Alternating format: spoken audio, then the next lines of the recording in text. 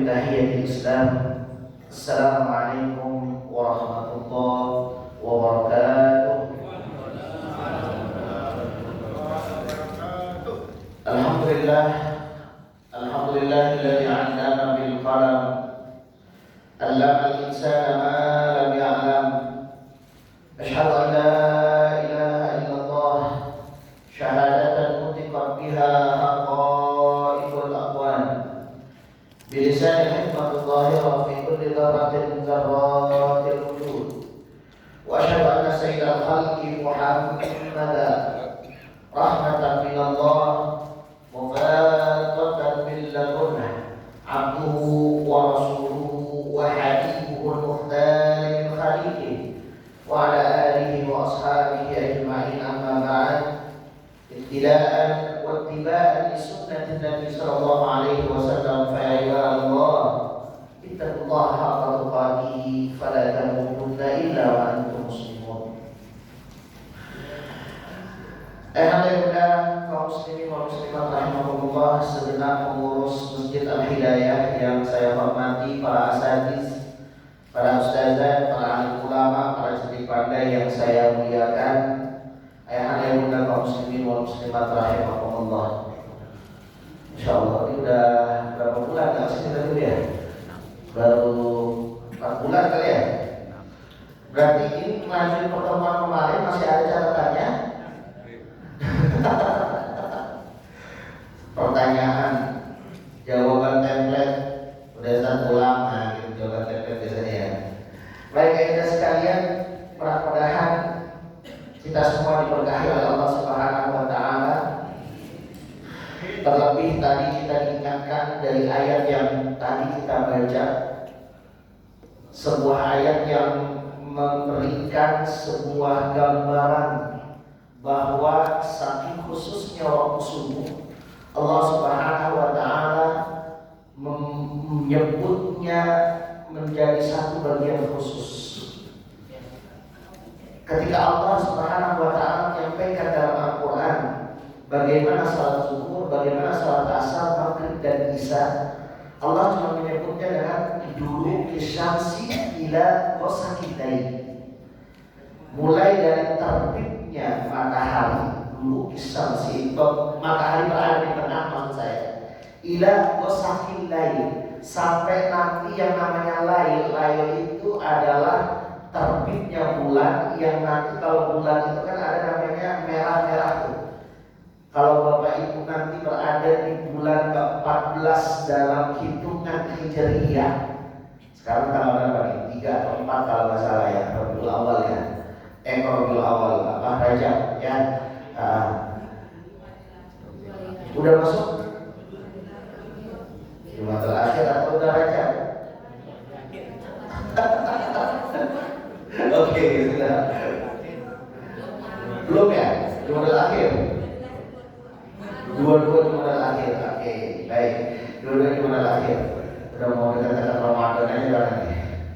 Ya, bagus sekalian.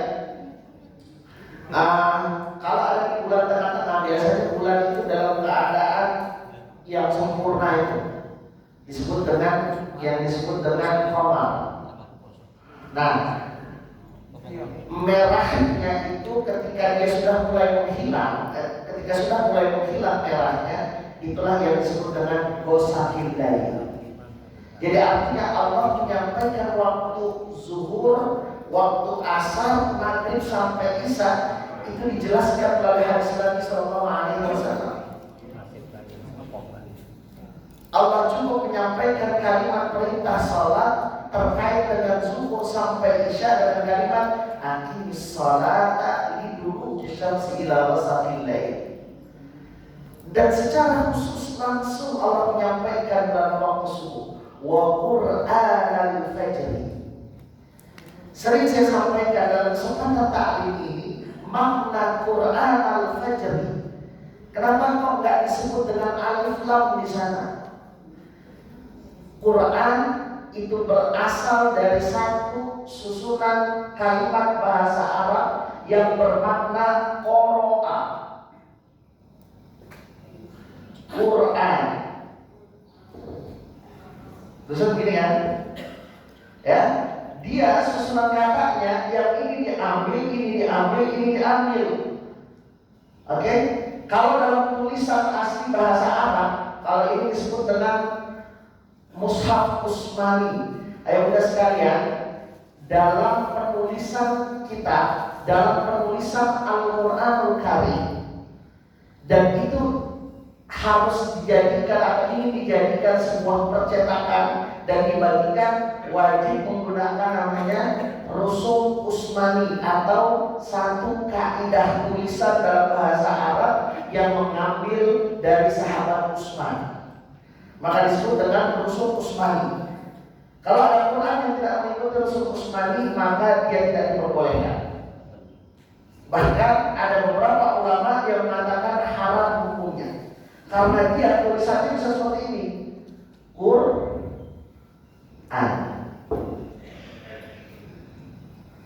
Bisa seperti ini tulisannya. Karena ada dua hamzah yang ada, maka dalam Rusum Utsmani dia disebut dengan seperti ini.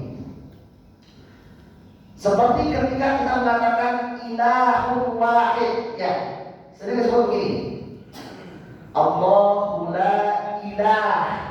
Dia sebetulnya tulisannya yang begini, ya kan? Dia sebetulnya tulisannya bisa seperti ini. Boleh. Dalam kaidah bahasa Arab ini benar, tetapi kita menggunakan Rusum Utsmani. Nah, kembali lagi ke sini, maksud saya, dalam ayat yang kita baca tadi sebagai pembuka, di sini dikatakan qoro'a. Qoro'a itu artinya membaca.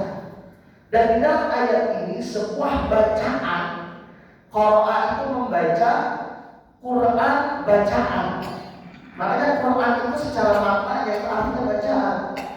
Dan di situ tidak ada alif lam mengartikan bahwa dia tidak ada bacaan khusus. Maksudnya bahwa Quran dan fajr kana masyhuda. Kalau kita mengambil sebuah gambaran, sebetulnya bacaan apa sih? Yang dimana ketika kita membaca tersebut, para malaikat itu melihatnya, dan bukan hanya melihatnya, menyampaikan kepada Allah Subhanahu wa Ta'ala.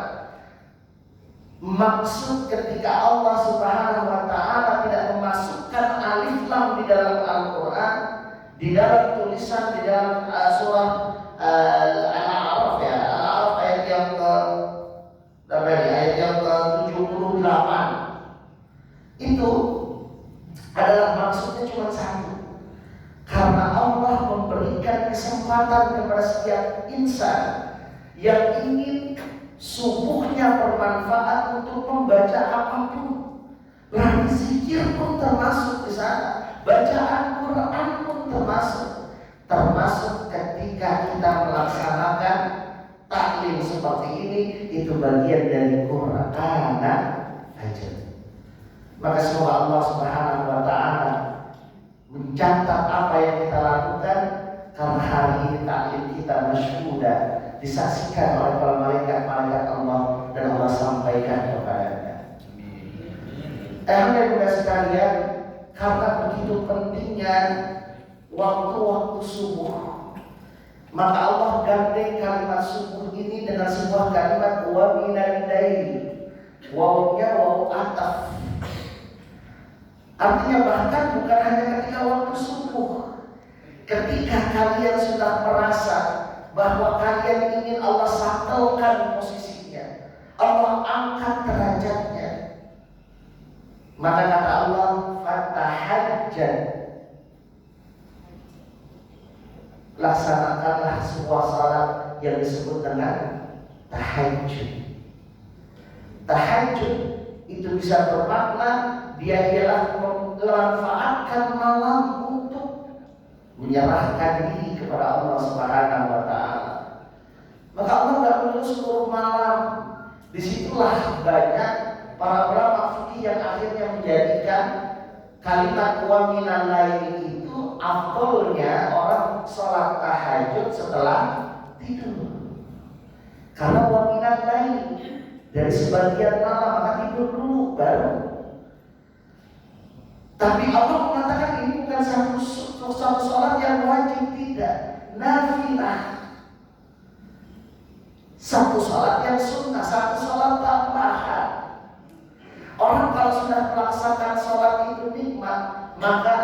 selebihnya nanti dia akan menambah, karena di dalam sholatlah dia merasakan dekat dengan Allah Subhanahu wa Ta'ala. Maka mudah-mudahan ayat yang tadi kita baca dan dibacakan tadi artinya bukan hanya sekedar memberikan, bukan hanya sekedar dibaca, namun mudah-mudahan ini adalah oleh-oleh dan pengingat bagi kita semua. Usi wa iyyakum, pengingat diri pribadi dan kita semua, bahwa namanya sholat itu adalah sebuah kebutuhan. Namanya sholat adalah sebuah kebutuhan. Dan meningkat kita, jangan hanya biarkan sholat sampai kepada rutinitas. Kita harus lebih meningkat, menjadikan kualitas sholat kita itu ialah mendarah daging dalam jiwa kita. Apa maksudnya mendarah daging? Karena di dalam sholatlah Allah berikan sebuah makna yang sangat indah. Ketika Allah mengatakan wasma'u wahya minal kitab, dan pelajarilah apa yang Allah sampaikan kepadamu dari ayat-ayat Allah. Wa aqimis shalah innas salata tanha 'anil fahsya'i wal munkar. Setelah kalian memahami Quran, setelah kalian faham, perintahnya usul ya. Sering kan saya sampaikan, orang kalau dibilang tilawah Quran bukan hanya baca Quran seharusnya. Orang kalau seandainya baca Quran bukan hanya tilawah Quran, bukan baca Quran aja. Secara makna bahasa, tilawah itu artinya membaca dan memahami maknanya, yang pada akhirnya tadabbur itu masuk dalam keseharian. Maka Allah kata wasma'u wahya minal kitab. Silakan pelajari Quran, wa aqimis shalah, dan tegakkan salat. Berarti artinya sholat bukan sembarangan, bukan tiba-tiba langsung sholat. Maka ada urutan demi urutan yang harus dilakukan. Yang puncaknya nanti sholat itu akan mencegah dari kemungkaran dan mengarahkan pada kebaikan. Ayahnya kita sekalian, kaum muslimin wal muslimat rahimakumullah, di dalam kesempatan kemarin kita membahas tentang bagaimana agama ini disempurnakan. Kemarin ya, bahwa setiap manusia itu pasti membutuhkan 3, yang disebut dengan akal, yang disebut dengan jasad, yang disebut dengan roh. Udah bayangan ya? Kemarin? Belum. Atau banyak yang baru? Ya kan? Bahwa manusia itu ada 3 bagian. Dia itu ada ruh, ada jasad, ada akal. Ya. Nah, masing-masing ini punya nutrisi. Masing-masing ini harus butuh asupan agar manusia bisa hidup dengan kesempurnaannya. Nah, asupan yang paling terpenting itu adalah yang disebut dengan asupan ruh. Maka setiap manusia pasti butuh agama. Setiap manusia butuh agama.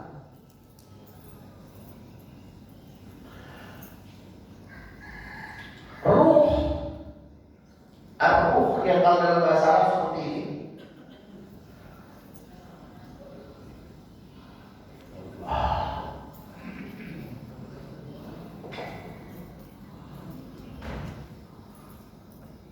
Ya, atau dia itu butuh satu asupan.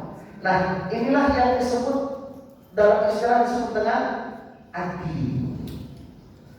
Atau kalau dalam bahasa yang kita sering dengar, sebuah ajaran. Jadi manusia itu nggak bisa hidup sendiri. Manusia sudah Allah sampaikan bagaimana cara melaksanakan hidup.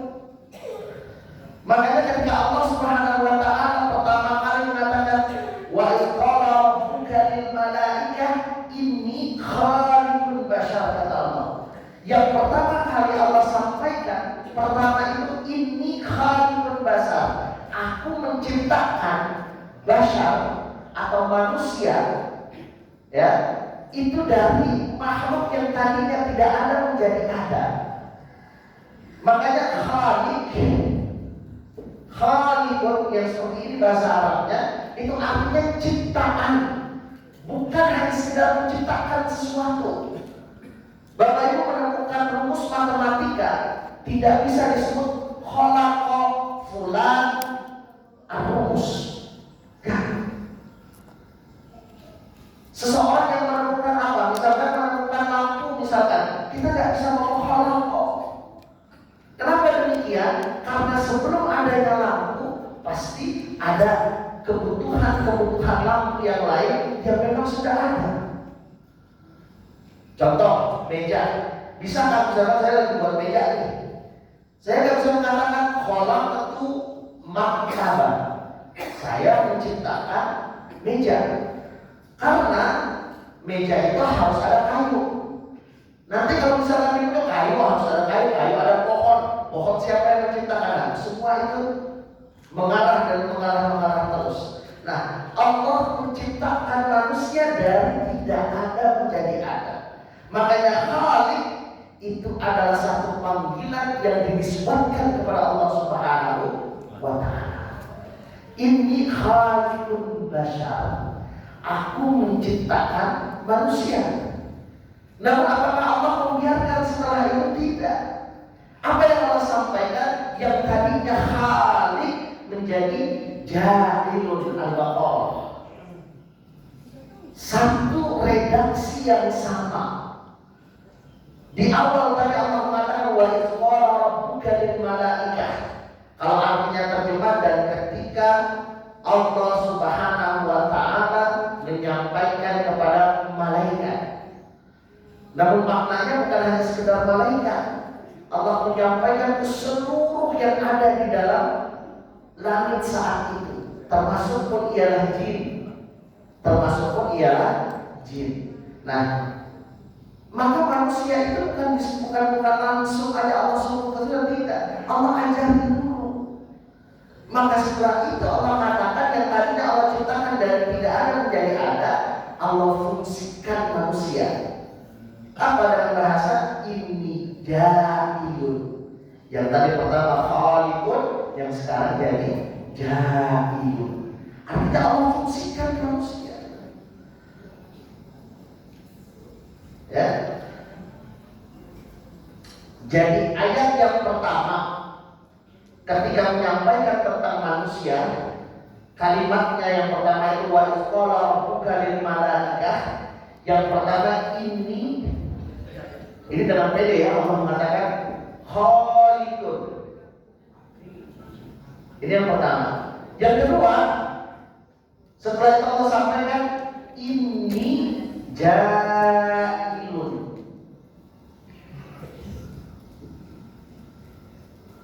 Khaliqun ja'ilun. Yang pertama khaliq, yang kedua ja'il. Yang tadinya dari tidak ada menjadi ada, akhirnya Allah fungsikan dari yang tadi ada, yaitu manusia tadi. Maka Allah fungsikan. Apa fungsi manusia? Fil ardi khalifah. Fungsi manusia di bumi itu adalah khalifah. Sehingga ketika kita berfungsi sebagai khalifah, yang saya sampaikan khalifah itu artinya ada tiga.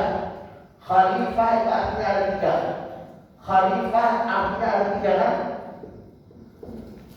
Yang pertama apa? Pewaris kebaikan.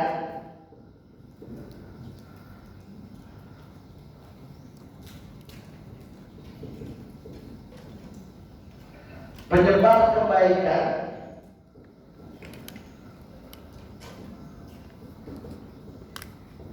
Dan terakhir pemakmur bumi.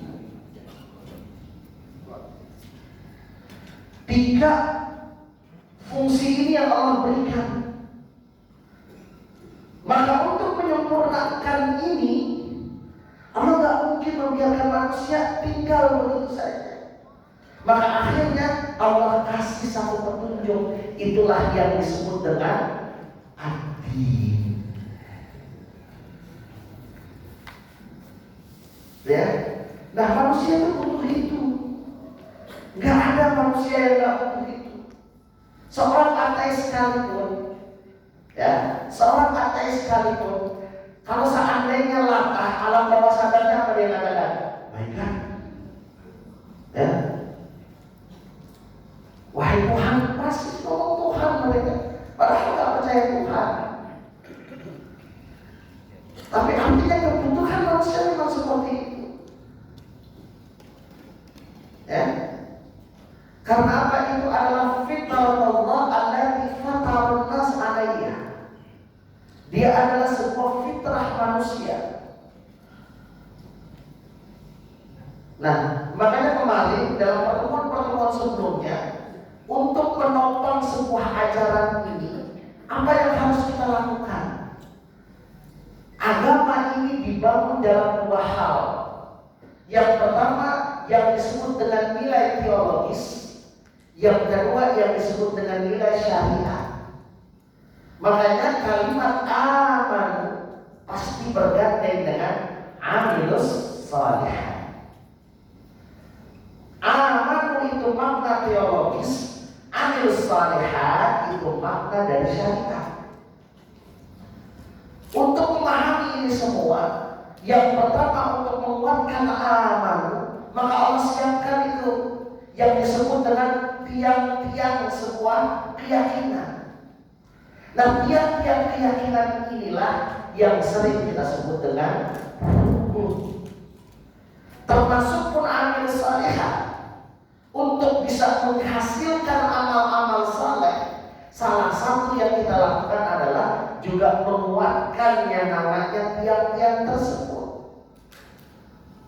Maka disebutlah yang disebut dengan rukun. Yang mulai dari 3 tahun kita membaca tuh, mulai pakai tepokan, mulai pakai nyanyi, ya kan? Rukun iman ada 6 pokok 1. Nah, ayo, gitu ya Bu. Kan kita tuh seharusnya ingatan hafalan ketika kita saat waktu kecil dengan cara yang seperti itu, hari ini kita pahami. Nah, pertemuan kemarin kita baru masuk kepada rukun yang pertama, yaitu iman kepada Allah dengan segala penguat-penguatnya. Ya, dengan segala penguat-penguatnya. Dan ketika kita berbicara tentang itu semua, maka seharusnya kita sudah bisa menyampaikan. Sekarang ketika ada orang yang nanya nih Bapak Ibu sekalian, kenapa kita harus percaya dengan Allah? Jawabannya apa? Ya, saya lahir tidak percaya dengan Allah kayak begitu. Kenapa harus yakin dengan Allah? Pertanyaan itu mungkin bisa sering diungkapkan. Karena dulu pun Rasul Shallallahu Alaihi Wasallam sebelum mengetahui nama Allah itu, ya, sebelum itu pun juga Rasul pun juga tidak tahu namanya. Gak tahu. Coba lihat ayat yang pertama disampaikan oleh Allah Subhanahu Wa Taala kepada Rasul Shallallahu Alaihi Wasallam apa? Iqra bismi rabbika. Jadi Allah belum pernah menyebut, Allah itu belum menyebut namanya sebagai Allah di awal Nabi Shallallahu Alaihi Wasallam diangkat menjadi seorang nabi. Rob disebut dengan istilah Rob. Jadi seakan-akan Allah ingin menyampaikan kepada Nabi Sallallahu Alaihi Wasallam melalui Jibril, wahai Muhammad, ada satu zat yang mengaturmu. Ada satu zat yang mengaturmu. Ada satu zat yang menjagamu. Ada satu zat yang membiarkan matahari terbit dari posisinya. Ada satu zat yang membiarkan bulan berterbit dan seperti itu. Ada satu zat yang mengatur bagaimana pergerakan pergantian siang dan malam. Ada satu zat yang mengatur kapan air harus turun dari gunung dan kapan air harus tidak turun. Itulah istilah yang disebut dengan Rabb. Beberapa ulama akidah mengatakan itu yang disebut dengan rububiyah. Sifat rububiyah, sifat maha mengaturnya Allah Subhanahu wa taala. Dan ini adalah satu hal yang harus dimiliki oleh Tuhan. Kalau bahasanya satu zat yang dimiliki oleh Tuhan. Manusia tumbuh ke dunia ini kan butuh ajaran. Penguatnya adalah dia butuh untuk menghadirkan dirinya kepada Sang Penciptanya. Maka untuk meyakinkan kita siapa pencipta kita, satu-satunya cara adalah bagaimana kita mengetahui zat yang mengatur kita. Maka Allah cuma mengatakan Iqra bismi rabbikal ladzi khalaq. Simple. Muhammad, ingat engkau dulu tidak ada, sekarang ada. Dengan segala kesempurnaanmu engkau ada, dan engkau diciptakan. Itulah yang disebut dengan sayangnya, karena hampir tidak ada orang mulai mengambil fungsi dari Rabb ini. Ada raja yang mengaku menjadi Tuhan di zaman Nabi Ibrahim, Namrud, Fir'aun, orang-orang yang mengaku menjadi Tuhan. Bahkan sebelum daripada itu, Nabi Sallallahu Alaihi Wasallam itu akhirnya dikenalkan oleh Tuhan-Tuhan yang baru. Apa dia? Yang disebut dengan Rabbul Latta, Rabbul Manna, Rabbul Izza. Siapa mereka itu? Rabbun berhala-berhala yang diambil oleh seorang kafir Quraisy yang bernama Umar bin Luhai ketika dia berjalan ke arah Persia, yang di situ peradaban Romawi saat itu ada. Maka dia melihat orang Romawi kayaknya seru nih, nyembah-nyembah, dibawa patung-patung itu ke Jazirah Arab, dan akhirnya orang-orang menyembah itu semua. Nah, mulailah akhirnya Nabi Sallallahu Alaihi Wasallam dipertanyakan. Oke, kita percaya sekarang karena logika manusia tidak akan bisa menyampaikan bahwa pasti ada satu zat yang mengatur segalanya. Sering saya sampaikan karena sampai saat ini tidak ada satupun manusia ataupun makhluk yang mengklaim pernah menciptakan atau juga mengatur siang dan malam. Kan tidak ada. Ada tidak pernah kita dengar bertemu siang dan malam misalnya. Tidak ada sama sekali. Tapi siang dan malamnya ada atau tidak? Ada. Mata air yang turun, yang keluar dari mata air yang ada, baik dari pegunungan atau mata airnya Nabiullah Musa misalkan. Siapa yang menemukan? Ada yang dibuat dulu, paling kan menemukan yang sudah jadi. Neil Armstrong itu menemukan bulan apa enggak? Enggak, dia cuma ke sana. Itu pun juga berusaha. Tapi dia enggak pernah menemukan itu. Maka manusia sepakat, oke, ada zat yang mengatur itu. Sekarang permasalahannya ya Muhammad, zat yang kayak gimana? Bagi kami jelas nih. Latta uzzamanat habal jelas. Mungkin di bagian sebelah mana pun juga jelas. Mulai dari dewa-dewa yang ada jelas. Zat yang mengatur engkau itu kayak gimana?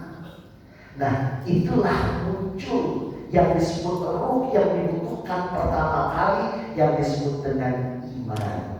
Makanya kemarin kita membahas satu surah yang disebut dengan surah Al-Ikhlas. Ya kan? Kenapa Al-Ikhlas? Karena ikhlas itu, ikhlas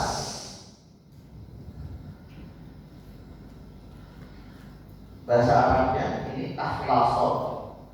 Asal katanya dari akhlaso, akhlaso, ya. Oh sorry, pertamanya bukan akhlaso, kholaso, sorry, kholaso pertamanya, kholaso, yang artinya jernih. Air yang putih itu, ya, orang Arab kalau dibilang ma'un abyad jangan dikasih air putih, karena ma'un abyad, ma'un kalau kita artikan ma itu kan air, abyad putih, air putih, dikasih air putih marah orang, karena ma'un abyad itu maksudnya susu, karena airnya warnanya putih dulu gitu. Saya kata kalau coklat nanti mungkin marah banget, berarti susu vanila itu maksudnya seperti ma'un abyad. Kalau ma'un khalis, air putih, air yang jernih. Maksudnya apa air yang jernih? Ya air jernih. Makanya kalau air dari keran belum jernih, karena nggak enak kalau untuk diminum, ya kan? Nah, air mentah nggak jernih. Khalis itu artinya jernih, khalaso. Nah, dalam bahasa Arab ketika kita mau menjernihkan, maka masuk hamzah di sini. Akhlaso, menjernihkan. Ikhlas artinya menjernihkan hati kita, jiwa kita. Menjernihkan dari apa? Menjernihkan dari pemahaman zat yang mengatur selain daripada Allah Subhanahu wa ta'ala. Maka Nabi hadir untuk menyampaikan demikian. Jadi ketika kita ada satu pertanyaan, apa syarat menjadi Tuhan bahasa kasarnya, ataupun kenapa pilihan kita itu sampai kepada satu yang disebut dengan kalimat Allah. Jadi bukan Lata, bukan Uzza, bukan Manat, bukan Hubal, bukan yang lainnya. Katakan wahai Nabi sallallahu alaihi wasallam, Allah langsung menyampaikan Muhammad qul. Ini kalimat qul ini salah satu mukjizat Quran Bapak Ibu sekalian. Karena seharusnya logika penulis buku, adakah penulis buku yang mengatakan katakan wahai Muhammad. Saya nulis buku nih, langsung saya bilang katakan Pak Tri bahwa nggak mungkin. Kalau kan saya mengatakan kan begitu Pak. Tapi Allah Subhanahu wa ta'ala mengatakan qul. Maka ini bukan karena Nabi sallallahu alaihi wasallam. Itu satu bukti bagaimana Al-Qur'an bisa membalas orang-orang yang mengatakan bahwa Quran itu adalah buatan Nabi sallallahu alaihi wasallam, buatan Muhammad. Qul huwallah. Zat yang kamu tanya sebelum itu memiliki nama yang disebut dengan Allah. Sekarang keyakinan kita harusnya mengantarkan pada satu titik bahwa Allah itu adalah zat yang pantas kita sebut dengan Rabb.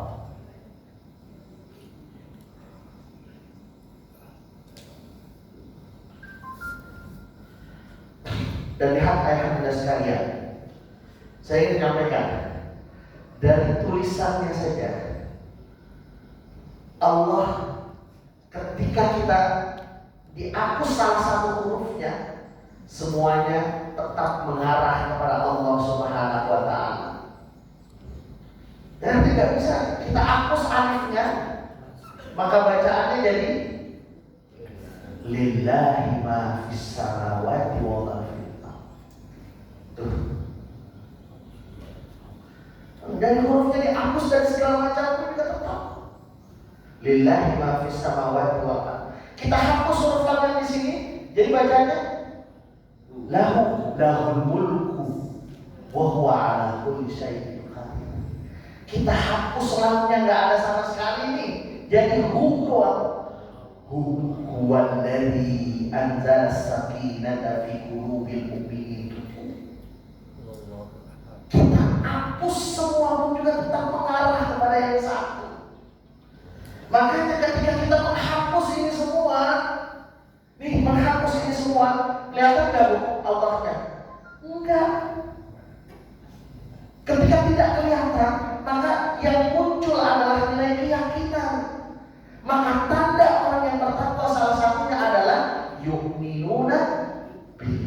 ini.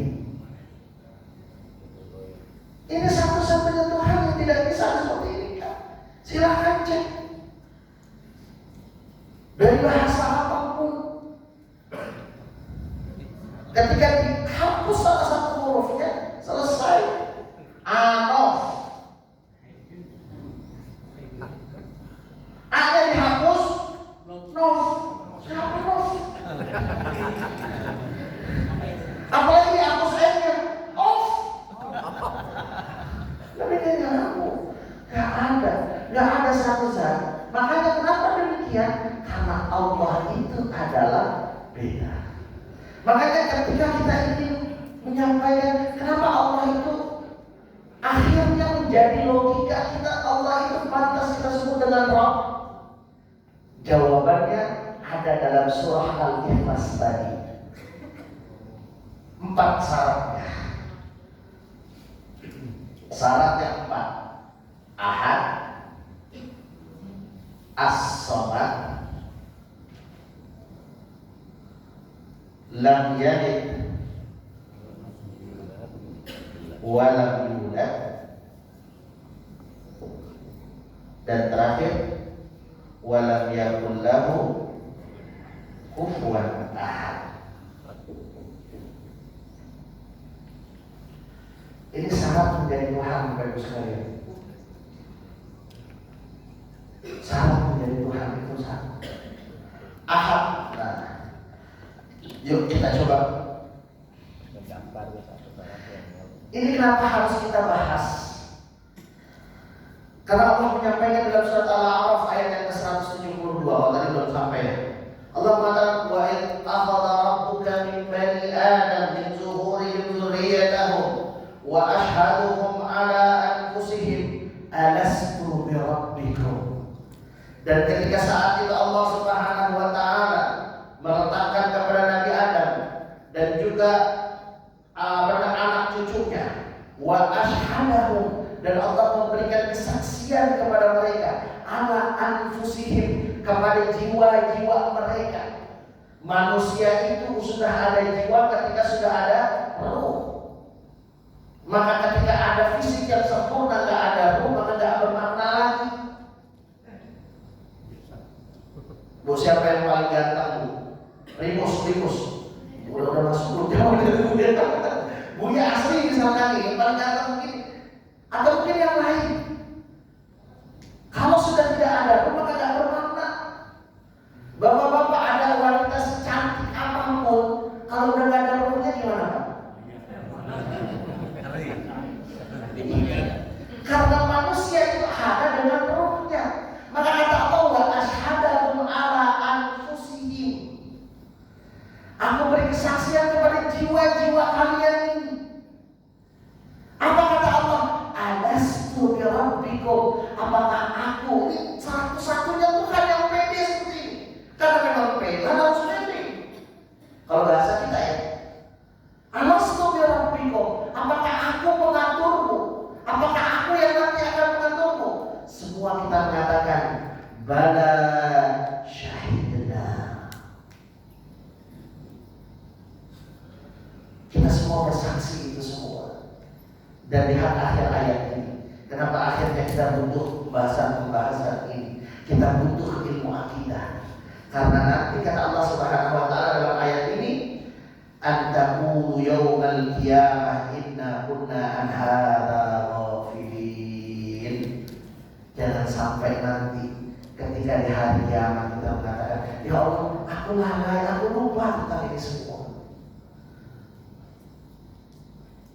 Kita nggak bisa kayak nih, banyak yang kita punya banyak murid ya, murid sekalian, karena teman saya juga guru kan sering gitu kan, ini sudah disampaikan anak-anak, belum pak, bapak belum menyampaikan ini udah masuk kuliah, nah seringnya begitu. Nah itu kita nggak bisa nanti ya. Jadi jangan sampai di hari kiamat aku lupa apa ya yang mana ya. Nah mudah-mudahan ini semua akan menjadi pengingat kita, pengingat saya pribadi dan kita semua, bahwa kita pernah menyampaikan bahwa Allah itu adalah Tuhan. Baik. Nah, apa makna ahad? Diperkuat dalam surat Asy-Syura ayat yang ke-11. Silakan kalian mengikuti surah Asy-Syura ayat yang ke-11. Fatiris samawati wal ardh. Yang namanya Tuhan, Dia itu ahad, harus berbeda dengan makhluk. Itu syaratnya utama. Kalau Dia sama dengan makhluk, maka setiap makhluk punya potensi menjadi Tuhan.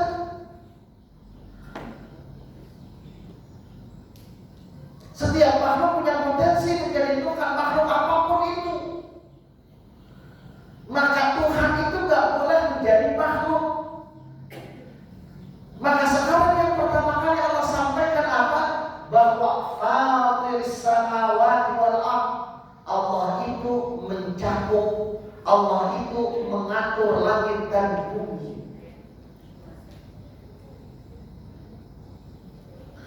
Ja'ala lakum min anfusikum azwaja. Nah ini yang paling penting.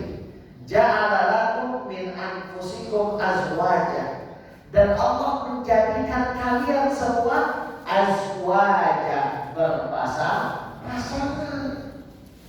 Makhluk itu memang berpasang-pasangan, ada hitam, ada putih, ada kurus, ada nah tuh banget itu. Itu ada laki-laki, ada perempuan. Itu masalahnya tuh. Gak jelas keluar kita tuh dia sekarang. Gak ada kanan, gak ada kiri dia, gak ada tengah-tengah, gak ada tahu. Itu, ya kan? Nanti kan bajunya ada baju laki-laki, baju perempuan gitu. Masalahnya kalau begitu. Maka ada lesbian kayak gitu kan? Manusia itu berpasang-pasangan, kalian itu berpasang-pasangan. Wa minal an'ami azwaja, kata Allah. Dan yang namanya binatang juga berpasang-pasangan.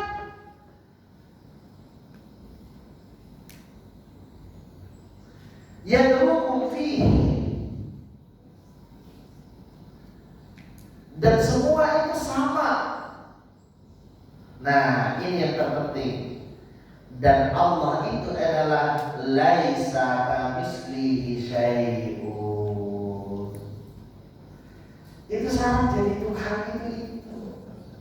Maka akhirnya tumbuhlah yang disebut dengan ahad, karena Dia satu-satunya. Allah itu gak mungkin berpasangan. Kalau Dia berpasangan, maka Dia akan berkurang menjadi Tuhan. Maka Allah itu akan lemah.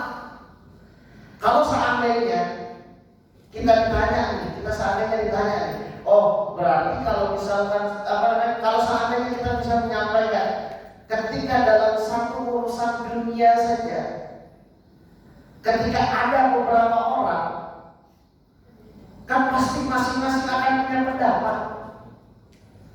Dan itu adalah bagian dari fitrahnya makhluk.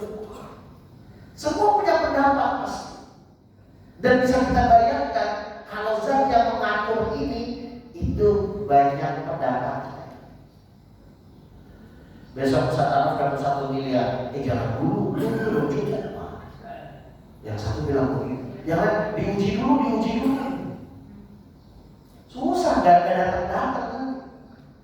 Kita minta, ya Allah, jadikan aku orang yang pintar. Ya jangan dulu, kerjain dulu. Nah yang satu bilang begitu, yang lain bilang begitu. Susah.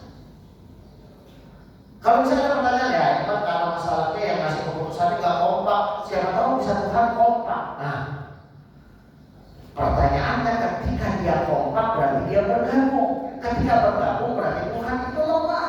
Gak mungkin Tuhan itu lemah. Maka ahad adalah jawaban satu-satunya itu. Kenapa kita memilih Allah? Karena Allah itu ahad, Allah itu tunggal.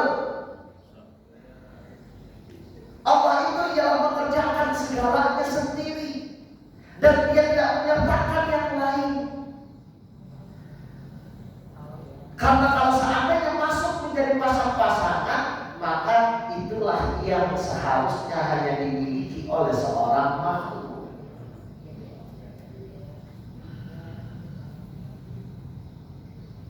Maka Allah perkuat itu. Allah perkuat dalam surat Az-Zariyat ayat yang ke-49, wa min kulli syai'in khalaqna zawjaini la'allakum tadhakkarun. Dan segala hal di dalam urusan duniamu, dalam urusan makhluk, khalaqaz zawjaini, kami pasti menciptakan kalian berpasang-pasangan.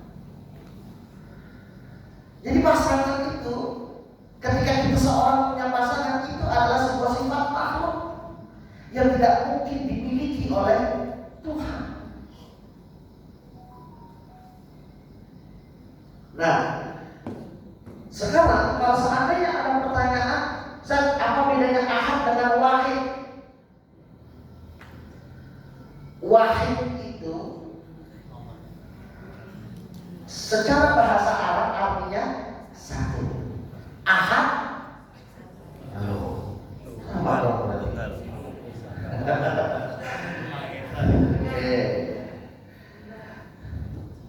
ya, tadi diartikan bisa maknanya tunggal.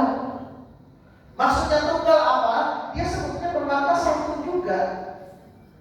Misalkan gini, contoh dalam ayat ahadul muslimin yaqra'una al-Qur'an. Artinya apa? Salah satu dari orang Islam, sama sebetulnya. Tapi wahid juga satu muslim. Maknanya ahad itu adalah bahwa dia itu benar-benar sendiri, dan kesendiriannya itu mencakup keseluruhan. Karena wahid bisa jadi wahid di Karawaci, wahid yang lain. Wahid di sini itu bisa jadi layaknya seperti nomor antrian. Nomor satu di sini dengan nomor satu di Amerika beda, nomor satu di Saudi beda. Maka syaratnya ketika kita mau menyebutkan istilah wahid ini harus diikat sifatnya. Maka dalam surah Al-Baqarah kita sampaikan wa ilahukum ilahun. Harus ada kata-kata ilah. Kalau ahad tidak, karena dia sudah menunjukkan nilai satunya, nilai tunggalnya. Oke? Jadi artinya logika kita bisa menyampaikan Tuhan itu bukan makhluk, dia itu Khalik. Maka tidak mungkin sifat-sifat yang dimiliki oleh makhluk itu ada kepada Tuhan. Makanya Allah ingatkan tadi, untuk bisa melogikakan otak dan akal kita ini, melogikakan satu zat yang mengatur, yang selanjutnya kita sebut dengan Allah, ya, yang selanjutnya kita sebut dengan Allah, maka cara yang paling utama bahwa dia terlepas dari sifat-sifat makhluk, dan salah satunya adalah ahad. Yang kedua, ciri khas dari Tuhan itu adalah as-somad. Imam Fakhrul Razi dalam Mafatihul Ghuyub, Fakhrul Razi itu pernah menyampaikan makna somad itu setidaknya ada 18. Namun dari keseluruhan itu, satu yang bisa mencakup segalanya, makna as-somad adalah merespon. Ya namanya juga Rob. Di mana namanya Rob itu kalau seandainya nggak respon, maka buat apa dia jadi Rob? Buat apa dia mengatur? Karena kita menggantungkan diri kita kepada Rob tersebut, kepada zat yang mengatur itu, yaitu Allah Subhanahu wa Ta'ala. Maka satu-satunya syarat untuk bisa melakukan dia merespon. Makanya as-somad ini adalah cakupan dari semua sifat-sifat Allah. Dia hayyan, dia itu hidup. Dia sami'an, dia itu mendengar. Dia itu basiran, dia itu melihat. Dia itu mutakalliman, dia itu berbicara. Dia itu muri, dan dia itu memiliki satu kehendak. Semuanya termaktub, tercakup dalam kalimat as-somad. Karena kalau seandainya ada Tuhan yang nggak bisa melakukan apa-apa, maka itu itulah yang terjadi ketika zaman kafir Quraisy ataupun juga zaman-zaman yang sebelumnya. Bahkan Allah menyebutkan dalam istilah Al-Quran itu, bahkan sekedar dia hanya menciptakan Zubab. Zubab itu artinya lalat. Dia nggak mampu. Dia nggak mampu. Hanya sekedar menciptakan Zubab. Bahkan bukan hanya menciptakan Zubab, ngusir Zubab aja dia nggak mampu. Iya kan, Tuhan-Tuhannya dulu kan Lata usaha dari waktu Bapak Ibu sekalian. Ada lalat yang nyambung itu mungkin dia bergerak, nggak mungkin. Maka Allah menyampaikan ini sebuah logika yang disampaikan. Nah kalau kamu tahu nggak mungkin, kenapa kamu menjadikan dia Tuhan? At-tahil alihatan, dia itu orang yang kau ambil sebagai Tuhan. Dia bahkan nggak bisa menciptakan Zubab, bahkan bukan hanya menciptakan Zubab, usir Zubab itu nggak bisa. Nah sekarang pada mungkin sesuatu yang lemah, yang lebih kuat darimu, itu mampu kau jadikan Tuhan. Kalau logikanya begitu. Manusia bisa usir lalat apa enggak? Bisa. Tuhan mereka nggak bisa. Berarti kuatan mana Tuhan mereka sama manusia? Kenapa nggak manusia yang jadi Tuhan? Itu logika seperti itu yang harus disampaikan. Maka salah satu logika yang masuk ketika kita ingin menyebutkan sebuah Tuhan itu adalah as-somad. Allah itu tempat bergantung. Dan Allah itu merespon segala setiap keluhan setiap hamba dengan dan caranya Allah. Karena Allah itu mulia dan Allah itu memiliki keinginan. Selanjutnya, karena Allah itu beda dengan makhluk, ya. Karena Allah itu beda dengan makhluk, maka dia harus keluar dari segala macam sifat makhluk. Sifat makhluk itu apa? Diperbarui sifat makhluk itu. Maksudnya apa? Dia bisa dilahirkan dan bisa melahirkan. Itu sifat makhluk. Terus ada pertanyaan, loh, tapi kan ada satu bayi yang sangat istimewa, ya kan? Bahkan ketika lahir pun dia sudah bisa berbicara. Bukan hanya sekedar itu, dia tidak punya ayah. Berarti benar dong itu dia bisa dijadikan Tuhan. Nah, pertanyaan selanjutnya, bukankah Nabi Adam tanpa bapak dan ayah lebih bagus dong? Kenapa nggak Nabi Adam yang dijadikan? Nah, artinya apa? Makhluk itu menggariskan jiwanya kepada Allah Subhanahu wa Ta'ala. Lihat, kan sifat Tuhan itu membuat makhluk yang baru. Sifat Tuhan itu membuat makhluk yang baru. Nabi Isa alaihissalam itu Allah kasih mukjizat. Apa salah satu mukjizatnya? Menghidupkan orang yang sudah mati.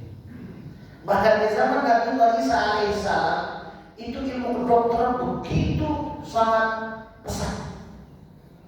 Bahkan ada satu penyakit yang belum pernah ditemui oleh orang-orang terdahulu. Dan di saat itu Allah itu ngasih sebuah yang disebut dengan ijaz. Ijaz itu kelebihan kepada utusan-utusannya untuk memberikan keyakinan kepada kaumnya agar bisa ikut kepada tauhidullah, kepada Allah yang satu. Maka Allah ngasih kepada Nabi Musa sebuah tongkat yang dengan tongkatnya itu bisa mensihir para penyihir-penyihir saat itu. Karena zamannya Nabi Musa ilmu sihir begitu dahsyatnya. Sihir terkuat saat itu adalah bisa membuat sesuatu yang tidak bergerak jadi bergerak. Maka di situ kan ada yang bisa akhirnya menjadi ular. Dan lihat, sihir itu cuma mampu, ini manusia makhluk ya, cuma mampu membuat pergerakannya itu gak sampai makannya itu nggak sampai makan, dia cuma bergerak begitu doang, seakan-akan kayak kalau di kita tuh kayak mainan gitu. Itu pergerakan sihir itu cuma sampai situ, dan itu kemampuan makhluk itu cuma sampai situ. Akhirnya Allah kasih seorang Isa alaihissalam tongkat, yang dengan tongkatnya itu akhirnya berubah menjadi ular, dan ularnya bukan hanya sekedar bergerak, bahkan bisa makan ular-ular orang penyihir. Maka ceritanya saat itu ya seluruh para penyihir langsung sujud dan akhirnya mengakui akan kemahaesaan Allah Subhanahu wa Ta'ala. Dan itu ijaz. Bukan berarti dengan demikian dia sendiri yang melakukan itu. Kalau dalam istilahnya ada bahasa yang disebut dengan biiznillah. Jadi ketika Nabiullah Isa alaihissalam setiap yang nyentuh tuh ya, kan Nabi Isa itu apa namanya? Masih Isa ibnu Maryam, ya, Masih Isa ibnu Maryam. Maka salah satu yang menjadi keumumannya itu ya masaha, itu artinya menyentuh. Setiap penyakit cuma disentuh oleh Nabi Isa, sentuh, langsung sembuh. Dokter gak laku saat itu. Masih, maka disebut dengan masih. Dia hanya dengan menyentuh sembuh langsung. Bahkan penyakit yang belum pernah ditemukan sebelumnya disentuh langsung sembuh. Maka disebutlah Masih Isa ibnu Maryam. Termasuk juga ketika menghidupkan orang yang sudah meninggal. Dan setiap melakukan itu Nabiullah Isa mengungkap satu kalimat biiznillah. Artinya dia tetap makhluk karena dia menyandarkan kekuatannya kepada Allah. Menyandarkan kekuatannya kepada Allah Subhanahu wa Ta'ala. Nah, makanya Allah Subhanahu wa Ta'ala menisbatkan zatnya bahwa dia tidak dilahirkan dan tidak melahirkan, yang disebut dengan mukhalafatul hawadis. Allah itu tak mungkin baru. Nah, puncak dan segala puncak yang kita sampaikan adalah laisa kamitslihi syai' atau walam yakul lahu kufuwan. Allah itu tak menyerupai sekarang. Dan logika ini bisa disampaikan untuk membuktikan bagaimana Tuhan.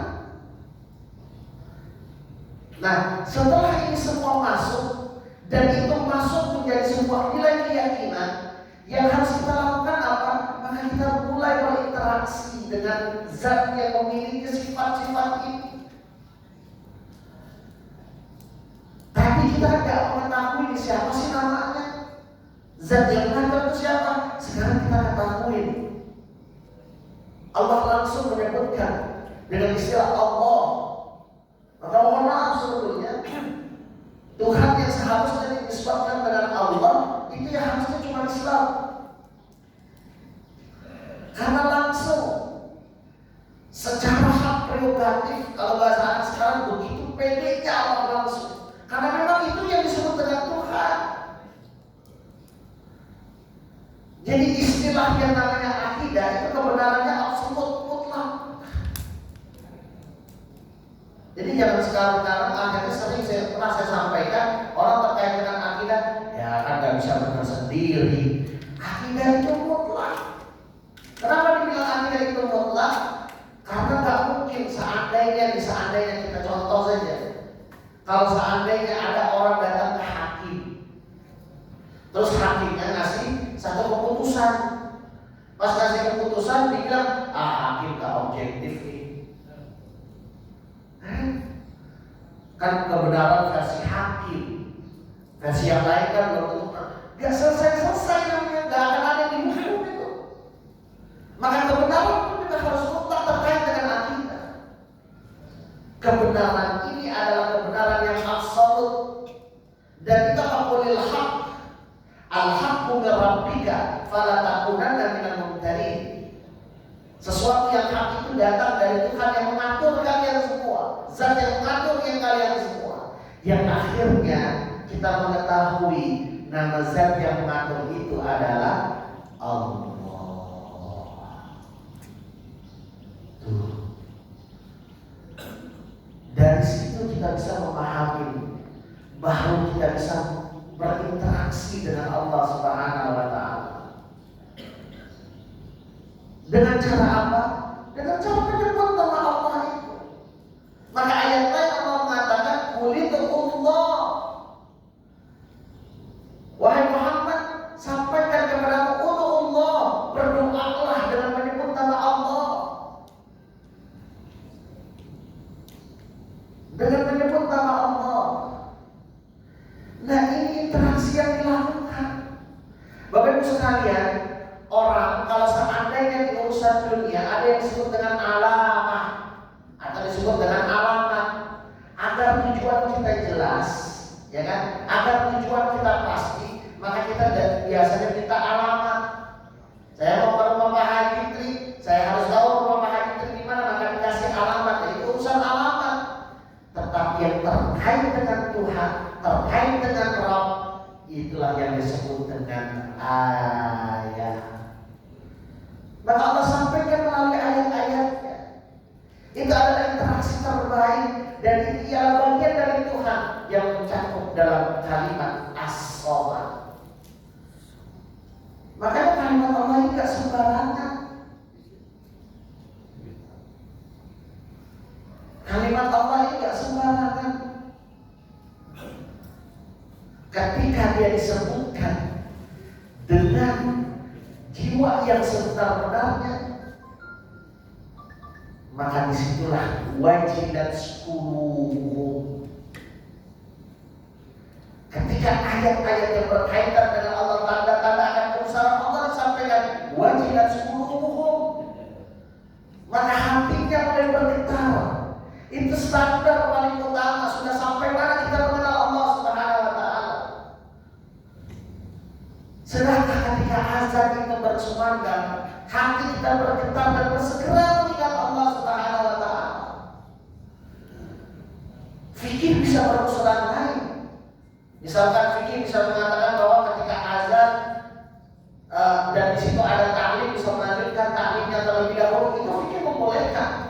Karena makanya waktunya itu ada waktu-waktu yang agak sedikit bagusnya, bukan hanya sekitar jam 12 tapi bisa sampai jam 2, bisa sampai jam 3. Itu fikir membolehkan ketika ada taklim. Tapi ketika azan dikumandangkan, wajilat qulubuhum, apakah hati kita sudah benar-benar bergetar? Langsung sholatnya fikir itu mengatakan lain. Walaupun kalau tidak ada permasalahan, kalau tidak ada urusan yang sangat mendesak, taklim ataupun apapun, maka segeralah melaksanakan sholat. Karena di situ kita dikenalkan, dan di situ ukuran nilai seseorang. Termasuk pun ketika kita ada satu permasalahan apapun yang ada di dunia ini, maka kulit Allah, panggillah dengan istilah Allah. Panggil nama Allah, itu Allah yang minta loh, bukan kita. Allah yang minta. Dan inilah fungsi ketika Allah menyebutkan surat Al-Ikhlas ini, untuk memberikan sebuah fasilitas bagi setiap hambanya, fasilitas bagi setiap makhluknya untuk berinteraksi langsung dengan Allah Subhanahu wa Ta'ala. Maka jangan main-main ketika berdoa. Jangan main-main ketika berdoa. Ketika disebut nama Allah, di situ ada ikatan yang sebenarnya. Ketika kita mengungkap kalimat Subhanallah, seharusnya itulah ikatan bahwa kita benar-benar mensucikan Allah Subhanahu wa Ta'ala. Bahkan sering saya sampaikan, ketika kalimat Alhamdulillah sekalipun, orang gampang aja sekarang bilang Alhamdulillah, Alhamdulillah. Namun pada keadaannya, sudahkah kita benar-benar menggandeng Allah sehingga pada akhirnya kita menutup nilai kesombongan pada setiap manusia yang memahami bahwa usaha yang dia lakukan itu hanya sekedar murni apa yang dia lakukan, tidak ada adil Allah di sana, sehingga muncul nilai kesombongan. Itulah yang terjadi kepada iblis. Mereka bukan orang yang tidak taat, mereka bukan orang yang taat. Azazil itu bersama para malaikat di surganya Allah Subhanahu wa Ta'ala. Azazil itu bersama para malaikat. Namun karena iri hati yang akhirnya nyambung kepada sombong, akhirnya sampai saat ini dia menjadi satu-satunya musuh bagi setiap manusia, karena itu adalah bagian dari janjinya dengan Allah Subhanahu wa Ta'ala.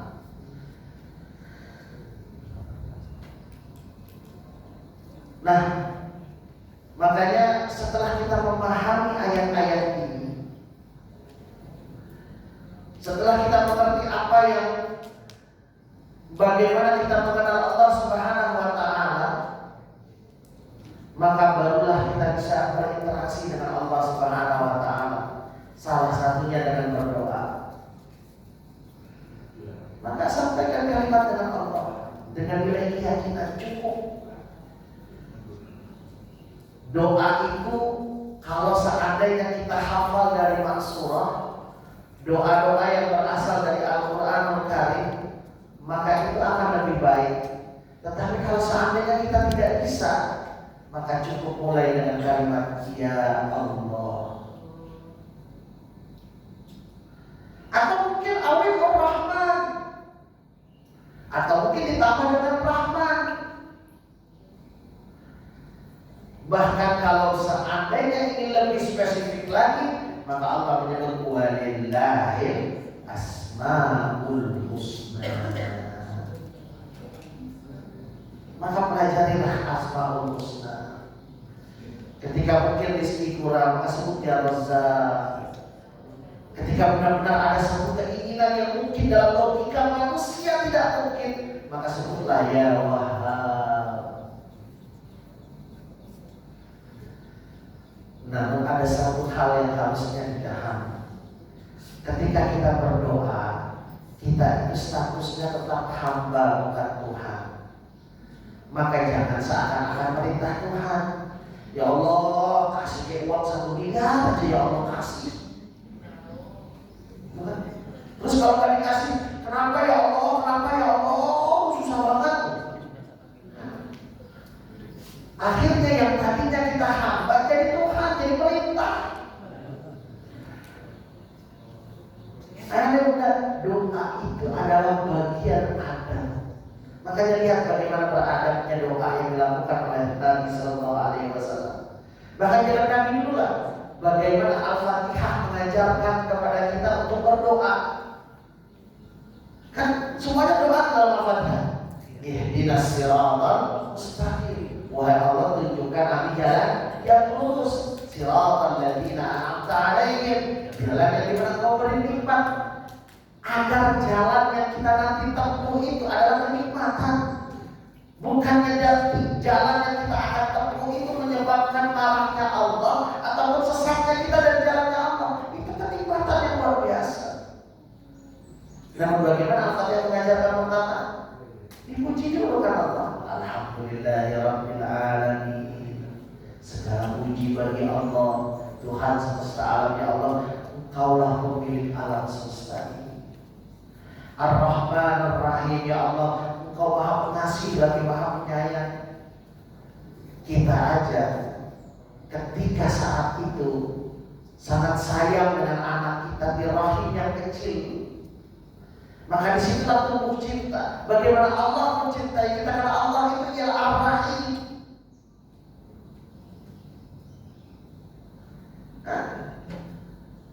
Malik yaumiddin, Engkau Raja hari terakhir nanti. Artinya seakan-akan sebelum kita meminta satu doa, kita menyampaikan kepada Allah, menyampaikan kelemahan demi kelemahan yang dimiliki makhluk, dan kita sampaikan kepada Sang Khalik.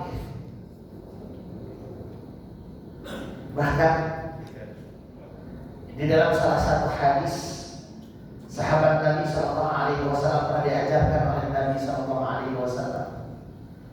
Apa doa yang disampaikan? As'aluka Allahumma ya ahadus samad alladzi lam yalid wa lam yulad wa lam yakul lahu kufuwan ahad an taghfirli. Cuma itu doa. Allahumma ya ahadus samad alladzi lam yalid wa lam yulad wa lam yakul lahu kufuwan ahad an taghfirli. Cuma itu doa. Ya Allah, wahai Engkau yang Maha Esa, wahai Engkau yang Maha memberikan segalanya, wahai Engkau yang mengaturkan, di situ aku bersimpuh kehadiranmu. Engkau yang tidak pernah diperbaharui oleh setiap makhluk, dan Engkau yang tidak menyerupai segalanya. Kekuatanmu berlebih, permintaannya cuma satu, Andalfi Rali, mohon ampuni aku. Cuma itu doanya. Orang bertanya, biasa terlalu umum, terlalu general. Saya mau uang 1 miliar, misalkan gitu kan? Kita lupa apa yang Allah sampaikan. Qul in kuntum tuhibbunallah fattabi'uni yuhibbukumullah yaghfir lakum dzunubakum. Ketika kita sudah dimaafkan oleh Allah, maka yuhibbukumullah. Allah itu cinta. Apa yang gak mungkin gak dikasih dengan orang yang dicinta? Ibunda 9 bulan harus menenteng satu makhluk yang baru itu di satu tempat yang begitu kecil, kemana-mana, bahkan sampai tidur pun harus dibawa. Begitu dikasihinya, begitu sayang. Bahkan terkadang pun kematian harus bisa diterjang hanya untuk bisa mendapatkan itu. Saking sayangnya. Apalagi yang tidak mungkin diberikan ketika Allah sudah sayang bagi kita. Maka ketika kita sudah diampuni, maka cinta itu akan hadir dari Allah. Ketika Allah sudah hadir, apa yang tidak mungkin bagi Allah Subhanahu wa Ta'ala. Nah, cara-cara inilah yang akhirnya diajarkan oleh Nabi Sallallahu Alaihi Wasallam, agar artinya doa yang kita sampaikan itu bukan hanya sekedar lisan, namun dia ada pemahaman dalam jiwa bahwa kita sudah menyerahkan kepada satu zat yang sangat luar biasa, yang mengatur segala macamnya, baik samawati wal ardh, ya, baik itu langit dan bumi, dan dari segala macam kekuasaannya kita menyerahkan itu semua. Pemahaman kelemahan ini itu adalah adab kita sebagai makhluk untuk memohon kepada Sang Khalik, yang dengan itu Allah akan mengabulkan setiap apa yang kita sampaikan. Maka ketika diawali dengan pemahaman keyakinan ini, maka nambah yakin kita dengan Allah. Justru malah jangan sampai doa itu akhirnya jadi ujian nilai keimanan. Bukan udah doa gak dikabulin dah. Sampai seperti itu. Kenapa? Dasar nilai yakinnya belum. Dia pikir Allah itu adalah apa yang bisa dia suruh. Dia lupa bahwa Allah itu terkadang dalam urusan mengabulkan doa bisa jadi langsung mengabulkan, bisa jadi menunda atau tidak mengabulkan. Namun yang lebih terpenting ketika menunda, bisa jadi menunda, yang ketika bisa jadi tidak mengabulkan, namun tidak cukup sampai situ. Bukan hanya tidak mengabulkan, bisa jadi dia memberikan yang kita butuhkan. Dan Allah Maha mengetahui tentang apa yang ada dalam hati kita. Itu saja mungkin akan saya sampaikan. Masya Allah, setengah 7 ya ternyata. Wah, lama juga nih. Wah. Baik, ayah sekalian, itu saja mungkin yang dapat saya sampaikan. Sekali lagi, mudah-mudahan ini membuat nilai keyakinan kita kepada Allah Subhanahu wa Ta'ala, biar satu tiang sudah mulai tertanam. Nanti baru setelah itu tiang-tiang yang lain akan tertanam. Yang pada akhirnya semua 11 tiang-tiang ini akan tertanam dan jadilah sebuah bangunan yang disebut dengan Islam yang secara kafah kita akan menjalankan. Ada bahwa ia bermanfaat, bermanfaat, ada bahwa ia bermanfaat. Assalamualaikum